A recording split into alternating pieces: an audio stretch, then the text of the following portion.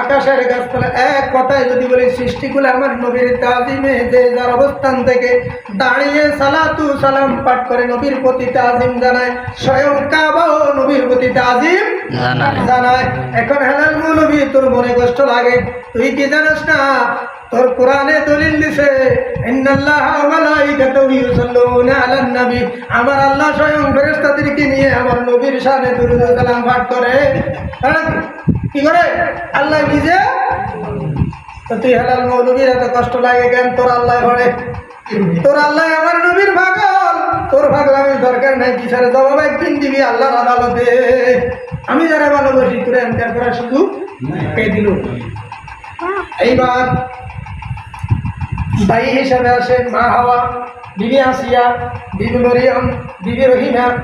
আমার কামলিওয়ালা নবী জমিনে আসে মা আমিনার ডান পাশে, নবীর ডান পাশ দিয়ে। আপনার আমার অন্যান্য সকল নবীদের মতো আমার নবীর জন্ম বা আগমন হয় নাই। আমার নবীর আগমন হচ্ছে ভিন্ন কায়দায়, ওইদিকে যাবো না, কথা লম্বা হয়ে যাবে। আমার নবী জমিনে আসে, শাম দেশের প্রাসাদগুলি, ইয়ামেনের সিরিয়ার বস্ত্রার প্রাসাদগুলি নূরে আলোকিত হয়, পৃথিবীবাসী সম্মান জানায়। আমার নবী যখন ঘরে আসে ঘরটা আলোকিত হয়ে গেল। আব্দুল মুত্তালিব বলেন কাবার থেকে যখন কাবা আমার মাহমেনার বাড়ি থেকে যুগে সালাম জানায় এবং কে যেন আমার কানে আওয়াজ দিয়ে বলে দেয় তোমার নাতির নাম রাখবে মুহাম্মদ। মাহমেনা বলেন দুনিয়ায় আসার আগে আমার সন্তান গর্ভে থাকতে যখন আমারে বললো তোমার ভিতরে যে বাস করে এসে আখিরি জামানার নবী তার নাম হবে মুহাম্মদ। এইবার মাহমেনা গর্ভে থাকা অবস্থায় অনেক খেলা তো দেখাইলো, আমার আল্লাহ তার শান প্রকাশ করলো। এইবার জমিনে আসার পর আমার নবীর ধুলনা ধুলায় আল্লাহর কুদরতে, আল্লাহ আঙ্গটুঙ্গ তুলনা ধুলা দাদি আর নানি, দাদি নানি খেলা শুধু আমার নবীর ধুলনা ধুলাইকে আল্লাহর কুদরতের ইশারায় কে করছে সেদিকে যাবো না।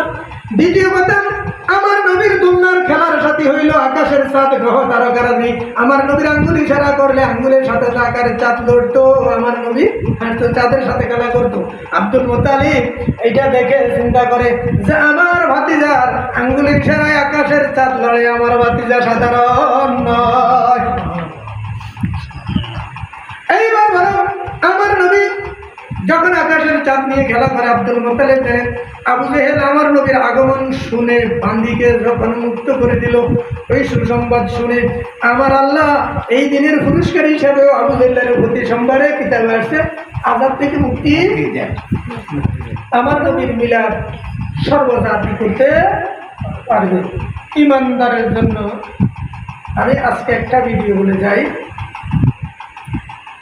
ইমানদারের জন্য মিলাদুন নবী পালন করা আমি মনে করব আশিক উম্মতের জন্য ফরজ।